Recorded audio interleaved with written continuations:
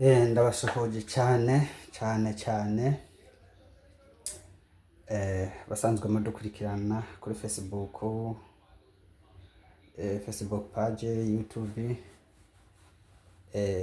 Twongeye kubahamagara kandi tubifuriza umunsi mwiza, hanyuma twongera kubasaba ko mwogira follow, mukagira share, mukagira like ni commentaire nyinshi.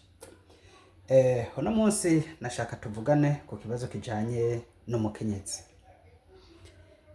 Umukenyezi ni umuntu akomeye cyane, nubwo batitahura igikorwa cabo canke batahure capacity bafise. Umukenyezi n'umuntu afise inguvu nyinshi cyane, kandi inguvu umukenyezi afise twebwe abantu b'abagabo ntabwo dushoboye kuba twoba tuzifise, kubera ko ukoze mu bushakashatsi ukaraba umukenyezi n'umuntu ashobora kwigiragiza mu bintu byose, habe muri ekonomi, habe mu bikorwa, n'umuntu akora ibikorwa bikomeye gose cyane.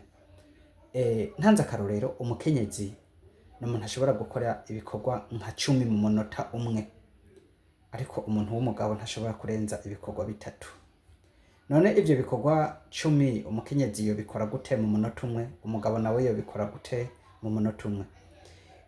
Ico kiganiro nariko ndifuza yuko tuzogikora mu gihe kiza, ariko ico nobasaba mwogira share, like, follow, hanyuma mugakomentinga ibyo mwaba mwifuza tubashikiriza, kugira ngo muzoshishikare kuronka amakuru ameze neza.